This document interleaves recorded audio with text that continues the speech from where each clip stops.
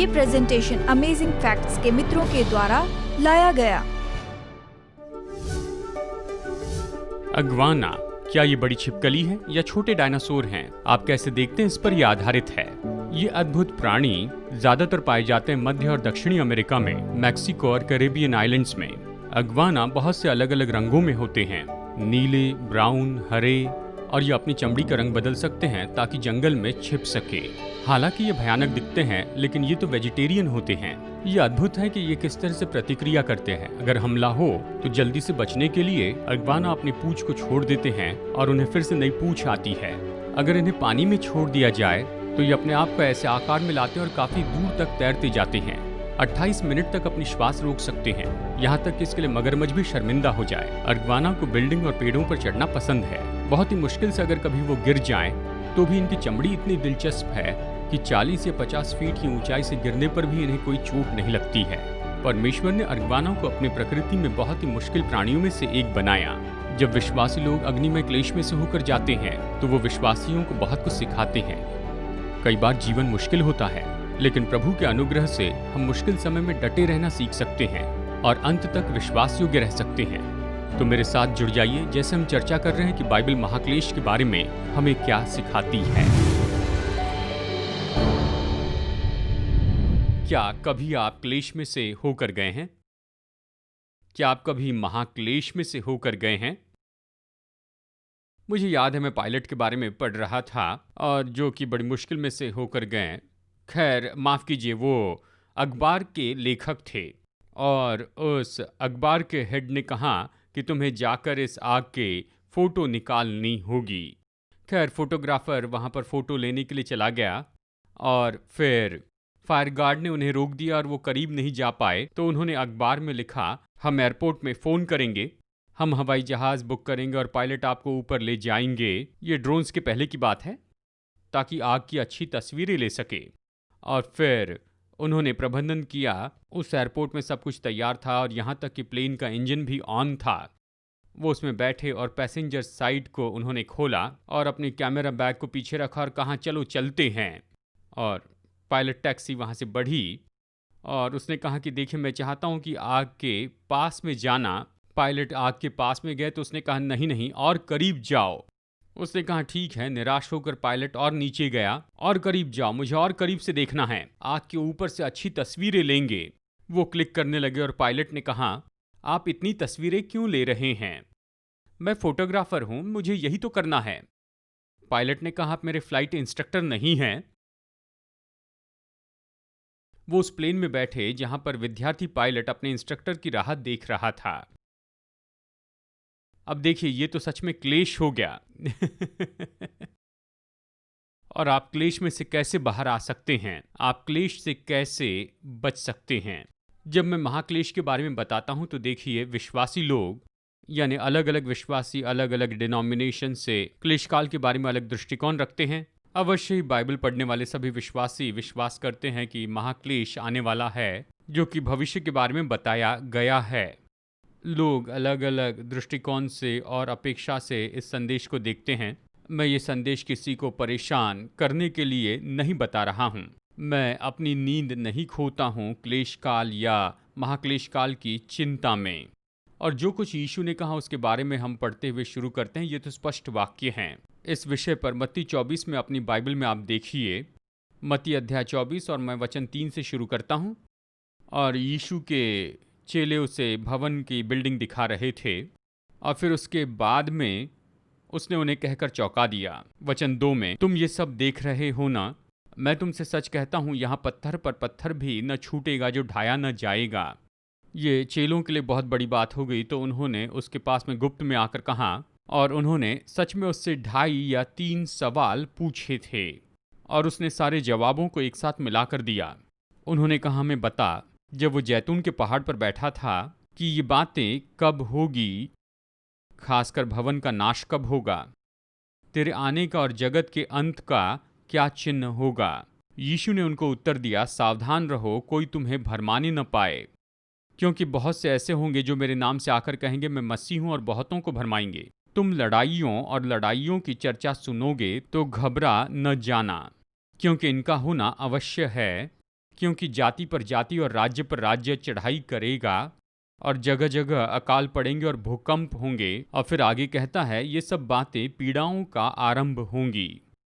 और फिर वो कहता है कि जो अंतिम पीड़ा है या जच्चा की सी पीड़ा है, और फिर अंत में महान छुटकारा आने के पहले, उसके पहले तो निश्चय बड़ी मरियाँ आएगी, भूकंप होंगे, युद्ध होंगे, तब वे क्लेश देने के लिए तुम्हें पकड़वाएंगे। फिर से ये शब्द है, और तुम्हें मार डालेंगे, और मेरे नाम के कारण सब जातियों के लोग तुमसे बैर रखेंगे। तब बहुत से ठोकर खाएंगे और एक दूसरे को पकड़वाएंगे। बहुत से झूठे भविष्यवक्ता उठ खड़े होंगे और बहुतों को भरमाएंगे। अधर्म के बढ़ने से बहुतों का प्रेम ठंडा पड़ जाएगा। हमारे देश में भी हम इसे देखते हैं। कितने लोगों को याद है ऐसे समाज में थे जहां दरवाजा बंद है यानी इसकी परवाह नहीं थी। जब हम बच्चे थे तो उस जगह रहते थे जहां पर अभी यूनिवर्सल स्टूडियो है कैलिफोर्निया में। अभी तो वहां पर आपको भीतर जाने की भी अनुमति नहीं है। दादा दादी घर का दरवाजा भी बंद नहीं करते थे। कल्पना से भी बाहर है। अब कौन घंटी बजा रहा है ये देखने के लिए सिक्योरिटी कैमरा लगाए गए हैं। इसलिए जब तुम उस उजाड़ने वाली घृणित वस्तु को, जिसकी चर्चा दानियल भविष्यवक्ता के द्वारा हुई थी, पवित्र स्थान में खड़ी हुई देखो, जो पढ़े वो समझे, तब जो यहूदिया में हो वे पहाड़ों पर भाग जाएं।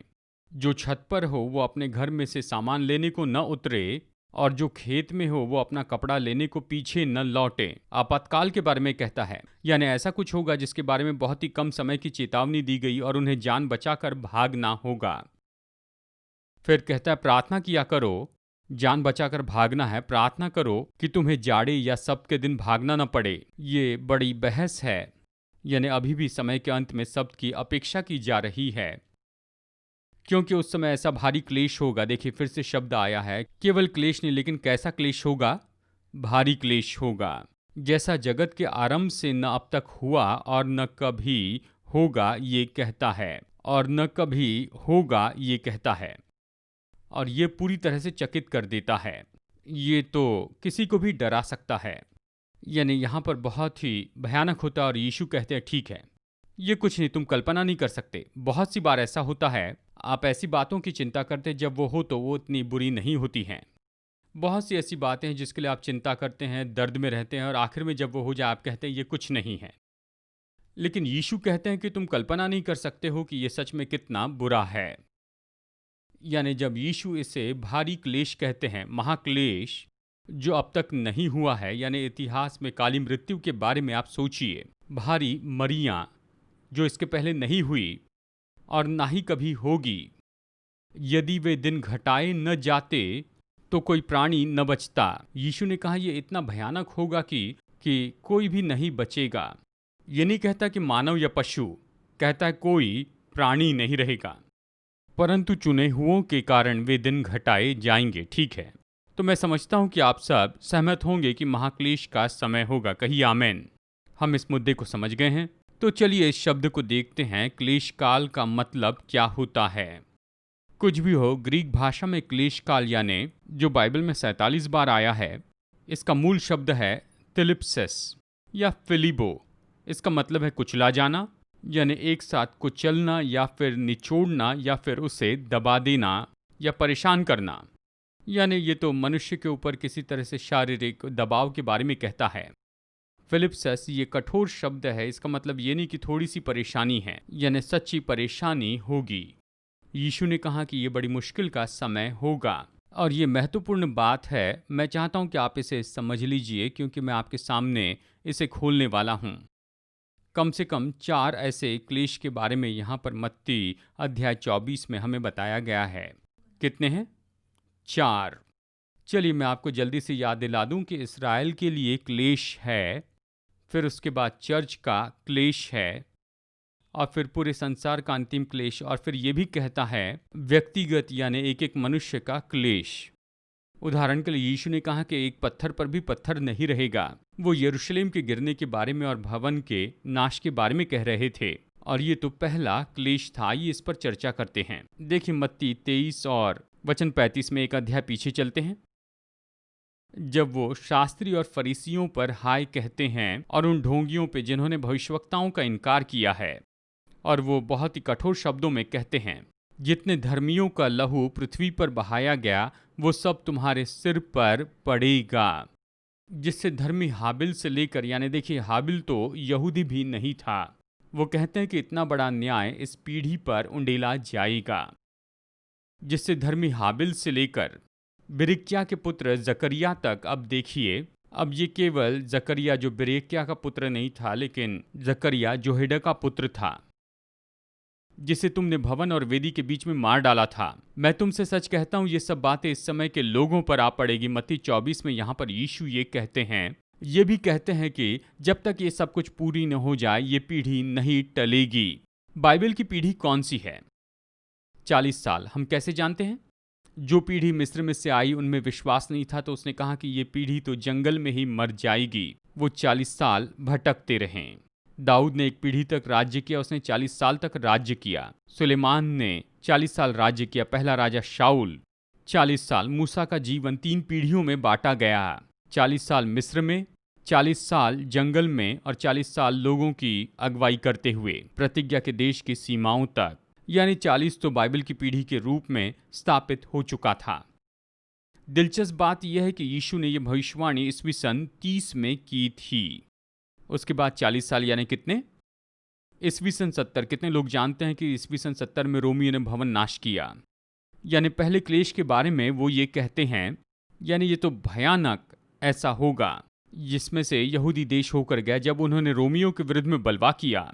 आप इसे पढ़ सकते हैं फ्लेवियस जोसेफस के यहूदियों के इतिहास में, वो रोमी युद्ध के बारे में कहते हैं। ये तो भयानक था जब वो टाइटुस यानी उस पहले व्यक्ति ने यरूशलेम को घेर रखा था और शहर में जितने लोग थे वो भुखमरी में पड़ गए और आखिरकार उसने भवन को नाश किया, शहर को जलाया। और वो तो बंदियों को लेकर जाते थे, लेकिन सिपाही इतने क्रोधित हो गए थे और उन्हें वहाँ पर 3 साल तक रखा गया ताकि यहूदी बलवे को ऐसे इस तरह कुचल दे।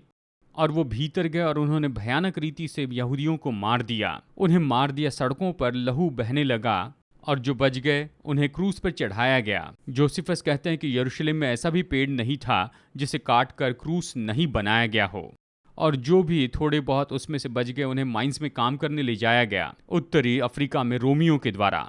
और फिर यानी ये तो सच में भयानक क्लेश था। हम जानते हैं इस समय के बारे में बताया गया, उदाहरण के लिए आप पढ़ सकते हैं लूका 23:29 में इसी समय के बारे में कहता है, क्योंकि देखो वे दिन आते हैं जिसमें लोग कहेंगे धन्य वे जो बांझ हैं और वे गर्भ जो न जने और वे स्तन जिन्होंने दूध न पिलाया। यानी ये यहूदी स्त्रियों के बारे में कहता है जो रो रही थी। वो कहता है मेरे लिए मत रो, लेकिन खुद के लिए तुम रो, क्योंकि इस देश में भयानक न्याय आने वाला है। लूका 21:20 जब तुम यरूशलेम को सेनाओं से घिरा हुआ देखो, क्या आपने यहाँ पर बड़ा फर्क देखा है? उजाड़ने वाली घृणित वस्तु के बारे में मत्ती 24 में ये कहता है, जब तुम पवित्र स्थान में उजाड़ने वाली घृणित वस्तु देखो तो जो यहूदिया में वो पहाड़ों पर भाग जाएंगे। लूका अच्छे से बताता है, वो कहता है जब यरूशलेम सेनाओं से घिर जाएगा तो जो यहूदिया में है वो पहाड़ों पर भाग जाएं।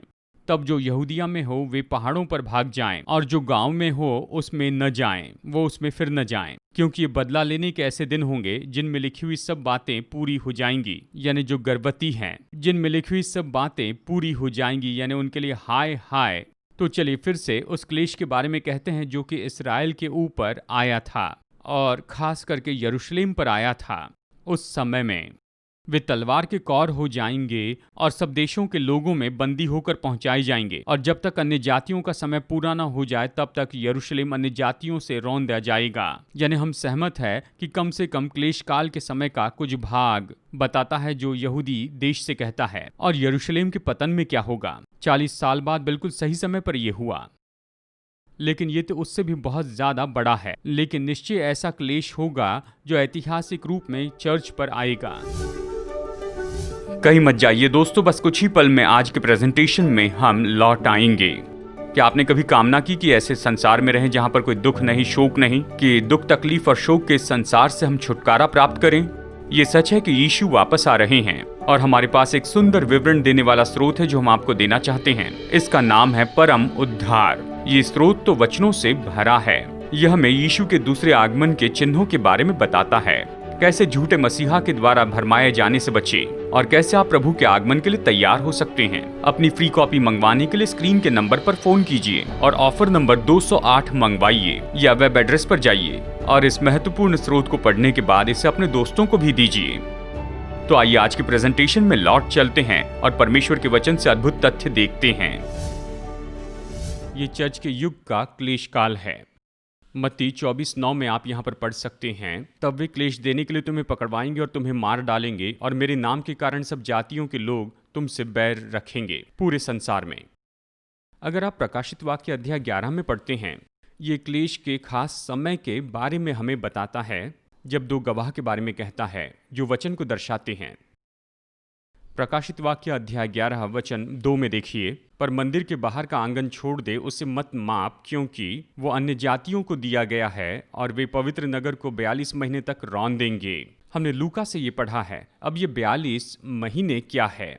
यहूदी महीने में 30 दिन हैं। 42 महीने ये कुल मिलाकर 1260 दिन हैं। मैं अपने दो गवाहों को यह अधिकार दूंगा कि वे टाट ओढ़े हुए 1260 दिन तक भविष्यवाणी करे। टाट ओढ़े हुए मतलब बोरी ओढ़े हुए।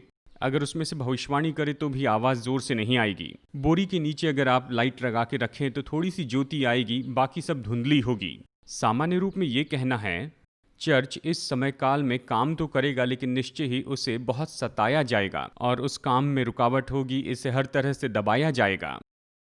और फिर कहता है दो गवाह तो कुछ लोग कहते हैं मूसा और एलिया है। अगर दर्शाने वाली बात कहे जाए तो ये बात सच है। वो मूसा और एलिया को दर्शाते, यानी व्यवस्था और भविष्यवक्ता। परमेश्वर के वचन के लिए दूसरा शब्द है। इसका दो तरफा स्वभाव है। नया और पुराना नियम ये दो धारी तलवार है। 10 आज्ञाएं 2 पत्थरों पर लिखी गई, ठीक है। और इसलिए व्यवस्था और भविष्यवक्ता, परमेश्वर की आज्ञा और यीशु की गवाही, परमेश्वर का वचन तो निश्चय इस युग के समय में बहुत ज़्यादा सताया जाएगा। भविष्यवाणी में एक दिन कितना समय होता है? 1 साल। प्रभु ने यहेजकेल से कहा 1 दिन 1 साल के बराबर होगा। तो ये कहता है कि ये तो महान सताव के लिए कलीसिया के युग का समय होगा, यानी 1260 दिन नहीं लेकिन साल, जहाँ कलीसिया जंगल में जाएगी लेकिन वहाँ पर काम करेगी। यानी ये तो महान क्लेश काल का समय है। यानी देखिए, यहाँ सताव हुआ है, यरूशलेम और इसराइल को सताया गया है, और आत्मिक इज़राइल या कलीसिया को सताया जाना। अब मैं क्लेश काल के तीसरे भाग में जाना चाहता हूँ, और वो है जो अभी हमारे सामने है। अब तक हम बीते हुए महाक्लेश को देख रहे थे, लेकिन अब देखेंगे जो महाक्लेश आने वाला है। ढाढ़स बांधिए सब बुरा होने वाला है। मुझे इसकी चिंता नहीं, मैं आपको 1 मिनट में बताऊं कि क्यों। यीशु ने मत्ती 24:12 में ये कहा है, अधर्म के बढ़ने से बहुतों का प्रेम ठंडा पड़ जाएगा, परंतु जो अंत तक धीरज धरे रहेगा। यानी ये भारी क्लेश होगा और इसके अंत तक धीरज धरे रहना है, उसी का उद्धार होगा। अंतिम दिनों का भारी क्लेश क्या होगा? दूसरे शब्दों में कहिए तो ये आखिरी 7 मरी हैं। जब प्रकाशित वाक्य 16:1 में आप पढ़ते हैं, फिर मैंने मंदिर में किसी को ऊंचे शब्द से उन 7 स्वर्गदूत से ये कहते सुना, आओ परमेश्वर के प्रकोप के 7 कटोरों को पृथ्वी पर उंडेल दो। जैसे आप प्रकाशित वाक्य 16 में 7 अंतिम मरियों के बारे में पढ़ते हैं जो पृथ्वी पर उंडेली गई, मतलब ये बुरा होगा, मनुष्य गर्मी से झुलस जाएंगे। फिर कहता है लोग तूफान और आंधी के द्वारा प्रभावित होंगे, क्योंकि पशु की उपासना कर रहे थे। है कि पानी लहू में बदल जाएगा, यानी समुद्र का पानी और नदियों का भी पानी बदल जाएगा। आप अपोकलिप्स के 4 घुड़सवार के चित्रों को देखते हैं और ये दिखाते हैं मरी और मृत्यु को, और ये तो भयानक समय होगा जो कि होगा। और यीशु ने कहा है ऐसा समय पहले कभी नहीं था। दानियल 12 से हम पढ़ते हैं। खैर बता दूं कि मत्ती 24 में यीशु दानियल से ही बता रहे थे। दानियल 12 वचन 1 और 2, तब ऐसे संकट का समय होगा जैसे किसी जाति के उत्पन्न होने के समय से लेकर अब तक कभी न हुआ होगा। तो क्या वो यहूदियों के लिए भारी क्लेश के बारे में यहाँ पर कह रहा है या चर्च के लिए? आगे पढ़ते हैं। परंतु उस समय तेरे लोगों में से जितने के नाम परमेश्वर की पुस्तक में लिखे हुए हैं वे बच निकलेंगे। जो भूमि के नीचे सोए रहेंगे उनमें से बहुत से लोग जाग उठेंगे। ये पुनरुत्थान है। कितने तो सदा के जीवन के लिए और कितने अपनी नामधराई और सदा तक अत्यंत घिनौने ठहरने के लिए। यानी दूसरे आगमन के पहले भारी क्लेश होगा और पुनरुत्थान तो भविष्य की बात है। ये अनुग्रह बंद होने के बाद है, तो मेरा इससे मतलब क्या है? यानी यीशु के वापस आने के पहले ऐसा समय काल होगा जब खोए हुए बच नहीं पाएंगे। जीवन तो चलेगा लेकिन सबके लिए देरी हो जाएगी। उद्धार पाए, खोए हुए खो गए हैं। प्रकाशित वाक्य 22। यीशु ने कहा जो शुद्ध है वो शुद्ध रहे और जो घिनौना है वो घिनौना ही रहे। देखिए, अब हम धन्यवाद देते हैं कि परमेश्वर ने इतनी दया की है, उसकी करुणा हमेशा की है, वो धीरजवंत हैं। लेकिन आप ऐसी जगह जा सकते हैं जहां वापसी नहीं। नूह के दिनों में, और यीशु ने कहा कि नूह के दिनों जैसे होगा। नूह के समय में ऐसा समय था जब सारे जानवर जहाज में चढ़े। नूह और उसका परिवार जहाज में चढ़ा, द्वार खुले थे, उसने आखिरी बार कहा लेकिन कोई भी नहीं आया और दरवाजा बंद हो गया। क्या तुरंत बारिश आने लगी? नहीं, 7 दिन बीत गए। जहाज के बाहर खोए हुए दंड के लिए थे। उनका अनुग्रह खत्म हो गया था, उनके उद्धार के लिए आशा नहीं थी, द्वार बंद हो गए थे। फिर भी वो कुछ दिनों तक उठकर खड़े हुए। वो अपने काम का आनंद उठा रहे थे, उठे, खाए पिए, विवाह किए और सामान्य रूप में जो कर रहे थे वो किया। प्रभु ने सूरज की रोशनी दी, उन्हें खेत की उपज दी। वो सब नूह पर हंसने लगे। बाद में जाना कि देरी हो गई है, अनुग्रह खत्म हो गया। और फिर दूसरे आगमन के पहले इस भारी क्लेश के बारे में ये कहता है। और मैंने आपसे कहा था कि व्यक्तिगत क्लेश होगा। चलिए इसके बारे में आपको कुछ बता दूं। यीशु ने कहा मैंने ये बातें तुमसे इसलिए कही हैं कि तुम्हें मुझ में शांति मिले। संसार में तुम्हें क्लेश होता है, परंतु धाड़स बांधो, मैंने संसार को जीत लिया है। यीशु ने कहा मैं तुम्हें इसलिए बता रहा हूं कि मुझ में तुम्हें शांति मिले। यानी संसार में तुम्हें क्लेश होता है, परंतु धाड़स बांधो, शांति पाओ, मैंने जगत पर जय पाई है। अगर महाक्लेश के बारे में सुनते हैं और अगर आप मसीह यीशु में हैं तो धाड़स बांधिए। यानी ये जितना बुरा होगा उतने जल्दी वो आएंगे तो आपको डरने की जरूरत नहीं। दूसरा तीमुथियुस 3:12 पर जितने मसीह यीशु में भक्ति के साथ जीवन बिताना चाहते हैं वे सब सताए जाएंगे। पास्टर डग बताइए क्या यहाँ पर किस तरह से बच सकते हैं? मैं कैसे विश्वासी होकर सताव से बच सकता हूं? दोस्तों, माफ करना ऐसा कोई पर्याय नहीं है। अगर आप छिपे हुए हैं तो निश्चय आप विश्वासी नहीं हैं। हाय उन पर जब सभी मनुष्य तुम्हारी भलाई करते हैं, क्योंकि झूठे भविष्यवक्ता के बारे में ऐसे ही किया। तो आसान जीवन चाहते हैं लेकिन जीवन मुश्किल है लेकिन अगर आप किसी को क्रोधित करेंगे तो शैतान को क्रोधित कीजिए, यीशु को नहीं। शैतान हारेगा, यीशु जयवंत होंगे। आप जयवंत भाग में रहें। तो जीवन में समस्याएं आएंगी तो आपको मन में ठान लेना है कि आप परमेश्वर की ओर से रहेंगे। आमीन। हमारा मल्ल युद्ध मांस और लहू से नहीं है, इफिसियों 6:12, परंतु प्रधानों से और अधिकारियों से और इस संसार के अंधकार के हाकिमों से और उस दुष्ट की आत्मिक सेना से है जो आकाश में है। यानी क्लेश में जब परमेश्वर हमें व्यक्तिगत रूप में उसमें से होकर जाने देते हैं, हो सकता है तंदुरुस्ती की समस्या हो, कोई गंभीर पारिवारिक मुद्दों में से होकर जाता है। ये क्लेश के बारे में बताता है। शायद आप ऐसे देश में हो जहां युद्ध छिड़ा है या फिर भयानक आर्थिक संकट होगा जिसके कारण जीवन में क्लेश आ रहा है। देखिए क्लेश कैसे होते हैं, लेकिन जानते हैं क्लेश से चरित्र निर्माण होता है। रोमियो 5:3 और 4। केवल यही नहीं वरन हम क्लेशों में भी घमंड करें। कितने लोग क्लेश की ओर घमंड से देखते हैं। हम क्लेशों में भी घमंड करें, ये जानकर कि क्लेश से धीरज और धीरज से खरा निकलना और खरे निकलने से आशा उत्पन्न होती है। कितनों को आशा चाहिए? कितने लोगों को चरित्र चाहिए? कितने लोगों को क्लेश चाहिए? हमें इसमें आनंद मनाना है क्योंकि ये यही उत्पन्न करता है। अगर आपको चरित्र चाहिए, अगर आपको आशा चाहिए तो परीक्षाएं आएगी, यही उसे उभारते हैं। मैंने आपको ये शब्द बताया फिलिप्सिस यानी क्लेश। इसका अर्थ ये होता है कि कुछ कुचला जाता है या किसी को दबाव में रखा जाता है। जब दबाव होता है, जैसे कि जैतून को निचोड़ा जाता है, निचोड़ने के बाद क्या होता है? जैतून का तेल जो अच्छा है, बाइबल के समय में जब दाख होती थी उसे क्लेशित किया जाता था, उन्हें दबाया जाता, उन्हें निचोड़ा जाता तो दाखरस बनता। यानी ये बाइबल के दो चिन्ह हैं। अच्छी चीज मिलती है, मधुरता मिलती है इस क्लेश के परिणाम में। याकूब 1:2 और 3। हे मेरे भाइयों, जब तुम नाना प्रकार की परीक्षाओं में पड़ो तो इसे पूरे आनंद की बात समझो, ये जानकर कि तुम्हारे विश्वास के परखे जाने से धीरज उत्पन्न होता है। इसे आनंद की बात समझो। ठीक है प्रभु, मैं परखे जाने से जा रहा हूँ, तो मैं कुछ इस तरह से कहूँगा, धन्यवाद। कई बार दम घुटता है क्योंकि ऐसे समय आपको धन्यवाद देना नहीं लगता है, पर भरोसा रखिए, बाइबल कहती है हर समय उसे धन्यवाद दे। धन्यवाद प्रभु, और आप मुझे जो कुछ भी सिखाने की कोशिश कर रहे हैं, अभी इसे सीखने में मेरी मदद कीजिए ताकि मुझे ये क्लास रिपीट न करनी पड़े। जानते हैं, 5वीं क्लास मेरे जीवन के सबसे अच्छे 3 साल थे। उस क्लास को रिपीट करना नहीं चाहते हैं, और इसलिए जब परीक्षाओं में से होकर जाए तो आप चकित न हो। पहला पत्रस 1:6, इस कारण तुम मगन होते हो, यद्यपि अवश्य है कि अभी कुछ दिन के लिए नाना प्रकार की परीक्षाओं के कारण दुख में हो, और ये इसलिए है कि तुम्हारा परखा हुआ विश्वास, जो आग से ताए हुए नाशमान सोने से कहीं अधिक बहुमूल्य है, यीशु मसीह के प्रकट होने पर प्रशंसा और महिमा और आदर का कारण ठहरे। कितने लोग यीशु के आने पर शुद्ध और तैयार रहना चाहते हैं? ये तो क्लेश और परीक्षा में से होकर जाने से ही हम तैयार होते हैं। परमेश्वर आग के द्वारा अपने लोगों को शुद्ध करते हैं।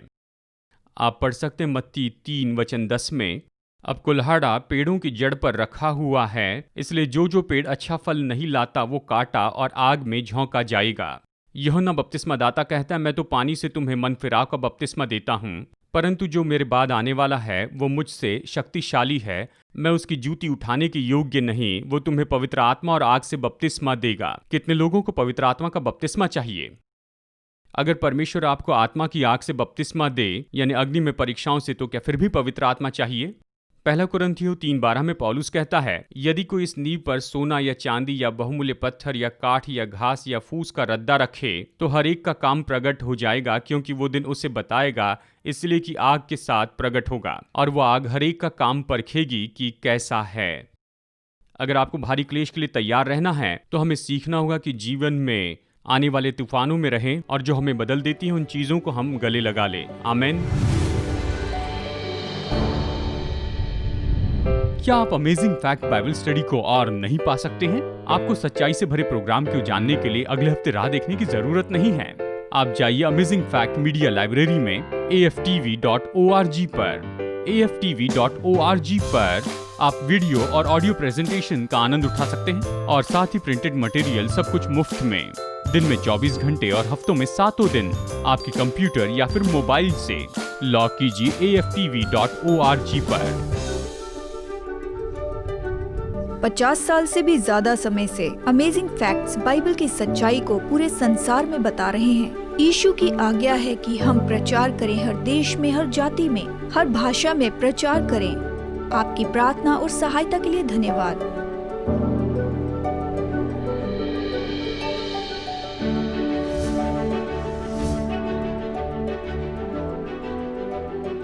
आज के फ्री ऑफर को मंगवाइए, ये आपके लिए एक आशीष है। जैसे हम सुसमाचार लोगों तक ले जा रहे हैं, आपकी भेंटों के लिए आपका धन्यवाद। आशा है आप अगले हफ्ते जुड़ जाएंगे। जैसे हम वचन की गहराई को देखते हैं, हम और भी अमेजिंग फैक्ट्स देखेंगे।